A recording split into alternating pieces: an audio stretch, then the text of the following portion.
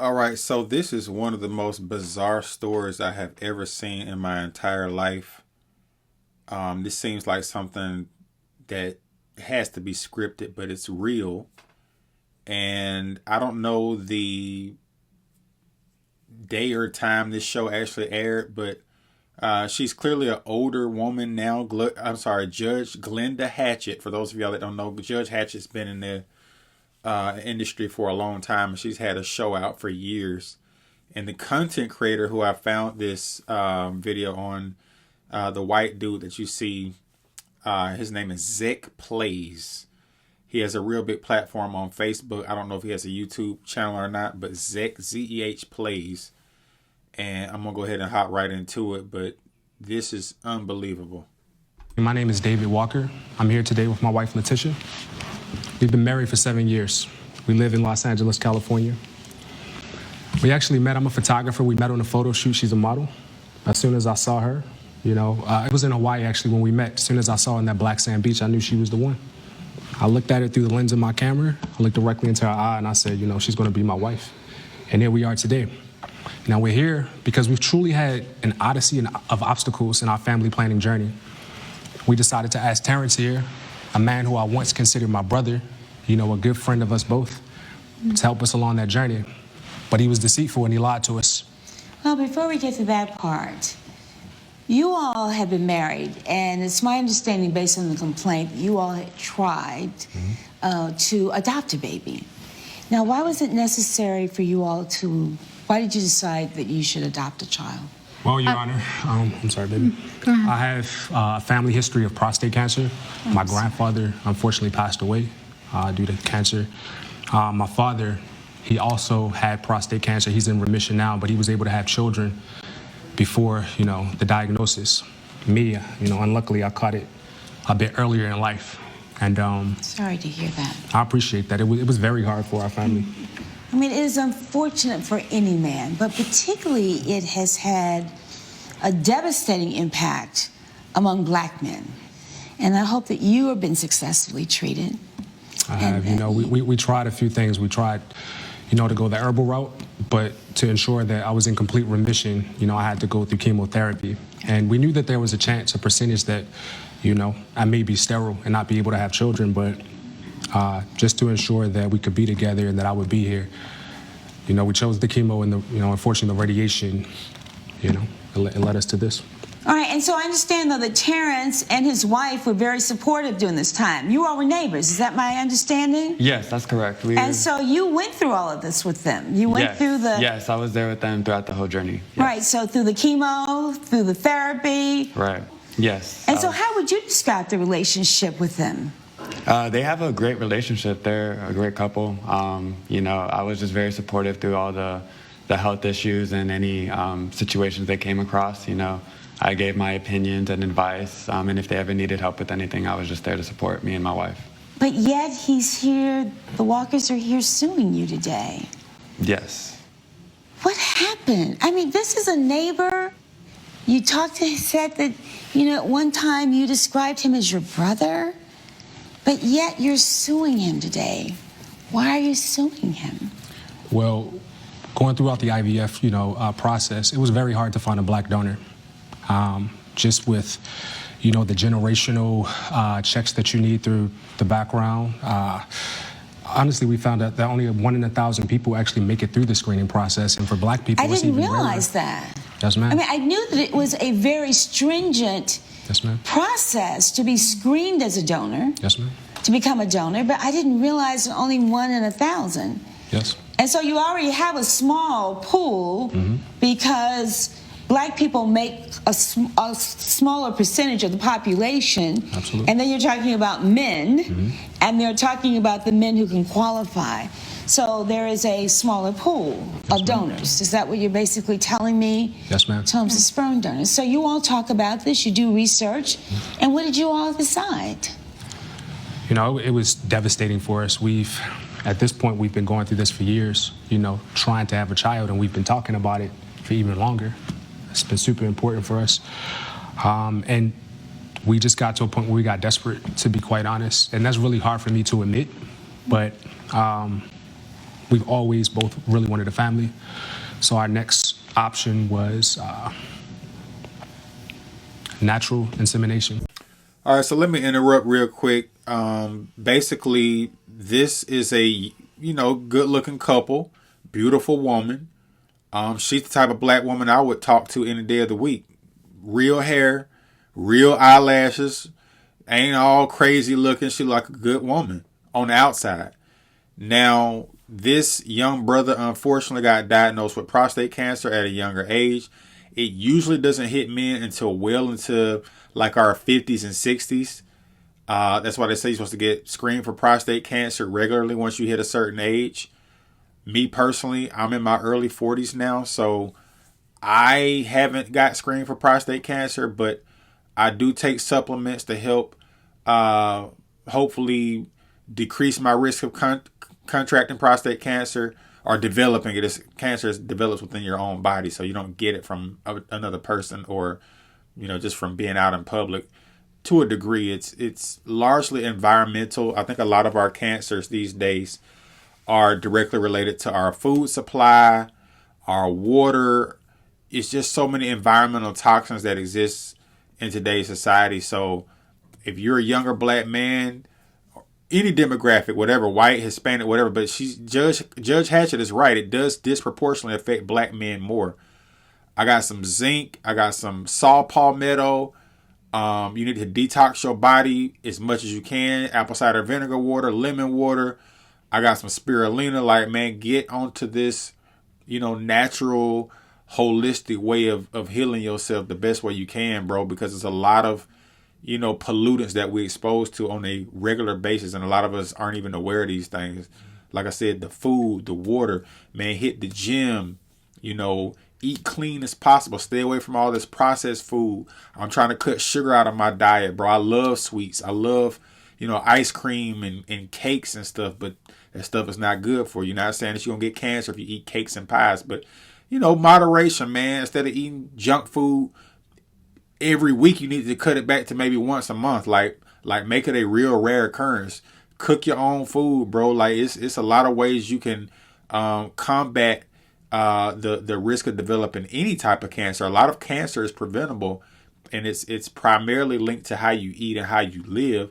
And like I said, because of the type of stuff going on in our environment, it's almost unavoidable to get exposed to some of these poisons that's in our society today. But it's unfortunate he had prostate cancer, but I didn't hear them say nothing about adoption. I just heard them talking about the IVF and how strenuous of a process that is. And I understand, but getting to the next part of the video, you're going to hear how they came into the idea of letting the neighbor sleep with the wife to get her pregnant. So when they came to you and said, would you be a sperm donor, what did you and your wife say? Me and my wife were in an open relationship. We discussed about it and we talked about it. As long as we're open, safe, and communicate with each other, we can be in other relationships and also see other people. So you have an open marriage. Yes. And so you all are involved sexually with other people? Is that basically what happens? Yes, but we're safe. We use protection, and also we communicate and tell each other about it. Yeah. Okay. And so your wife is supportive of you being a sperm donor for the Walkers? Well, she as well as far as me, we're good friends with them, and so she also wanted to help out as well. And so she saw that by me helping out and doing this would be a good way for them to have a kid and proceed. Yes. All right. And you have a son. You and your wife have a son. Yes. And how old? It's a 2-year-old son. His name is Brandon. Brandon. All right.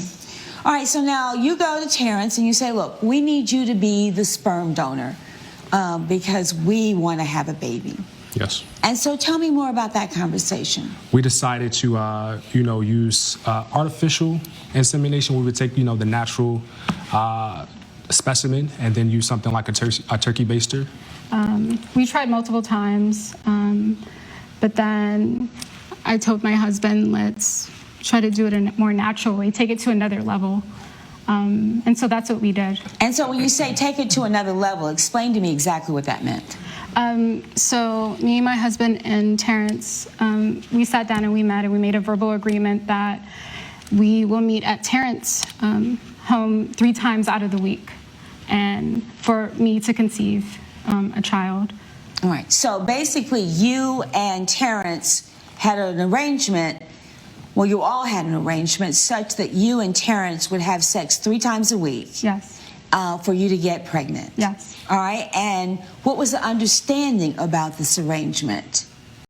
So they went from this dude ejaculating and giving her the sperm in like a turkey baster or something, and she would try to use it to get pregnant, and that didn't work. So it was her suggestion that we take things to another level. I mean, this is already just something that makes absolutely no sense. As a just regular God-fearing man, I'm not allowing no other man to sleep with my wife for no reason, bro. Like I said, dude had prostate cancer. I get it. I hope and pray I never get no types of cancer, knock on wood. But at the end of the day, bro, adoption is a real thing, bro. Like, you can go to the sperm bank. It's so many other options besides going this route, bro. And for her to even suggest it, that right there lets you know that it's more to this story than what's being, articulated, in my opinion. Like, you didn't want to step in and say, nah, baby, you're not finna sleep with this man. Like, we'll go. And I understand that the average woman that gets married, she wants to experience the joy of, growing a baby inside of her womb. She want to feel the baby kicking around, and that's an occasion that every woman should have the opportunity to experience if she's able to have a baby. And sometimes it ain't always the woman. Sometimes, in this case, it's the man. So that's why I say it's important for both men and women to be healthy as possible. I want to have some kids myself, so I'm doing everything I can to make sure I'm healthy, try my best to stay away from anything that's going to harm my fertility or whatever.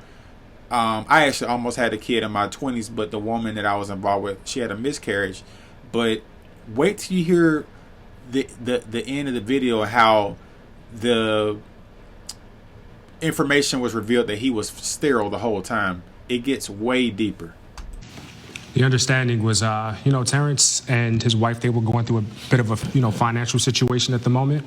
It was just going to be kind of an exchange. I would help out a little bit with their rent, and we would try this process. Just let God be the one who decides whether or not you should become parents, because this is a really strange situation.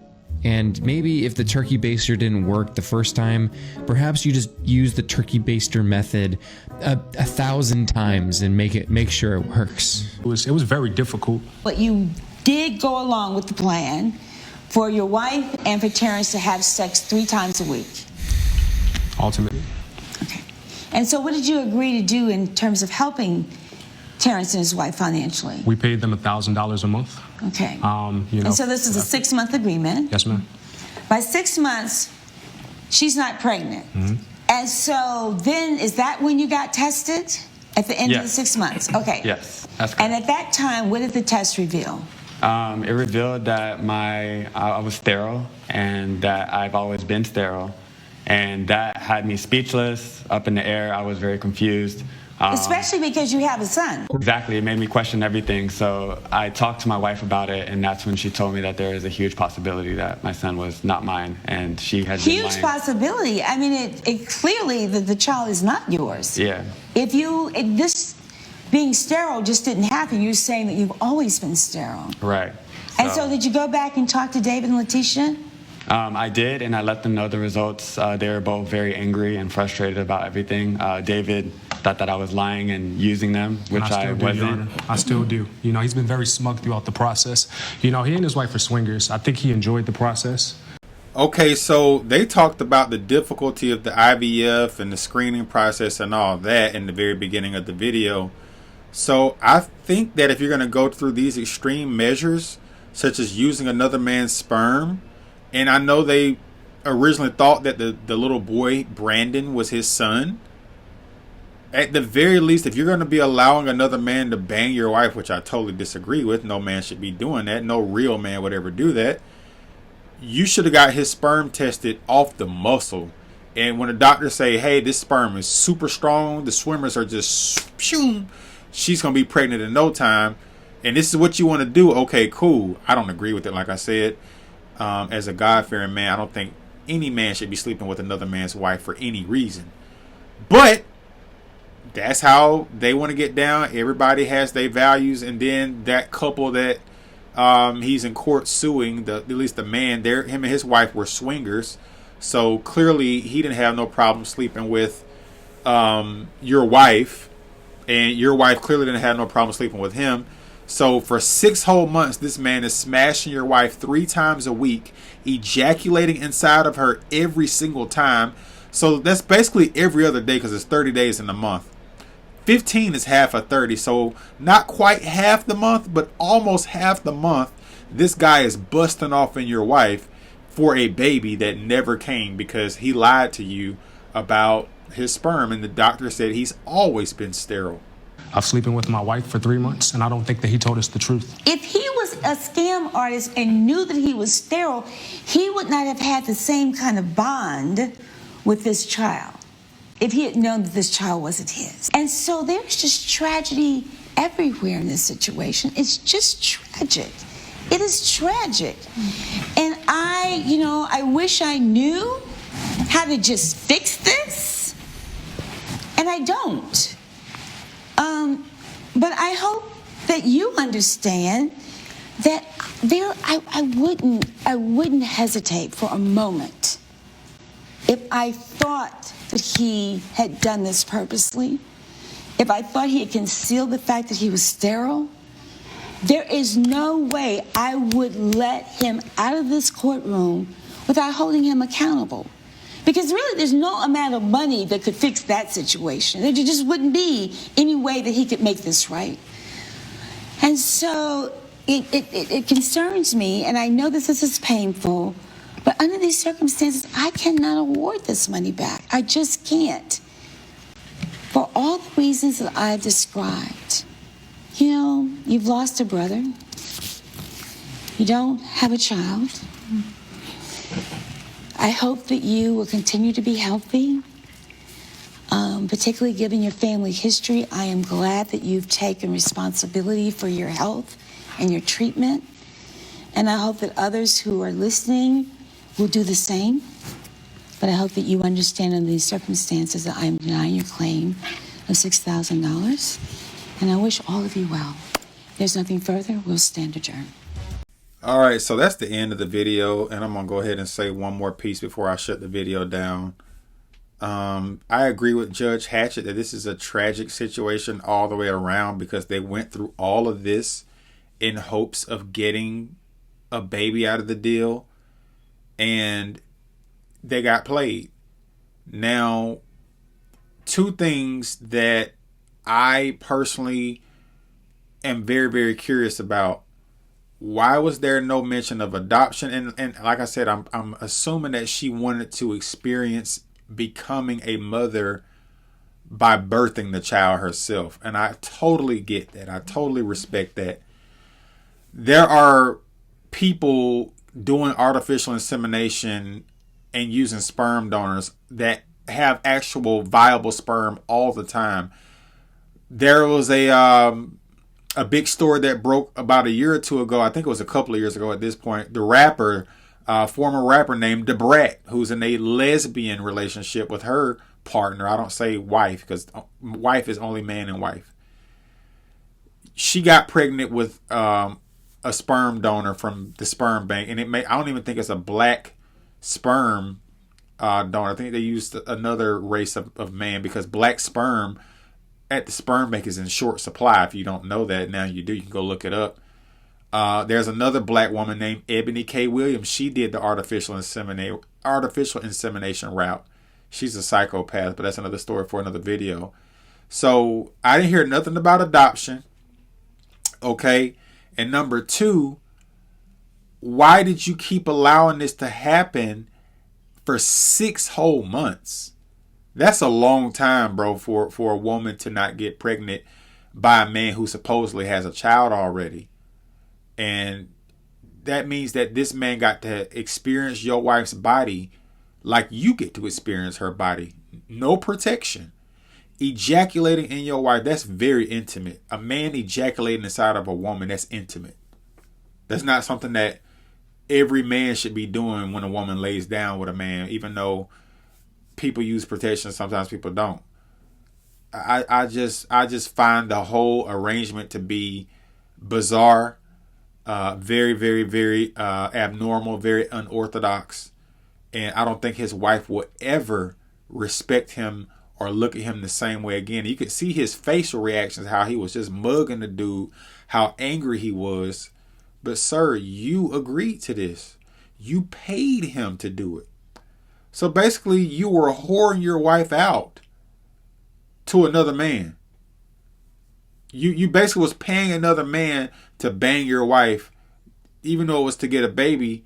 That's basically what it boiled down to. Your wife was a sex doll to him. He basically used your wife for pleasure. And I'm pretty sure she was getting pleasure out of that arrangement as well, because you don't just lay down and open your legs for a man 3 times a week and not experience some pleasure out of it at some point. And him and his wife were swingers, so ain't no telling what all he was doing to that woman in the bedroom. Tragic situation. So many other ways they could have went, but this is the route they chose. I know this ain't the norm, but crazy. Y'all make sure y'all like, comment, let me know what y'all think, subscribe. I'll holler.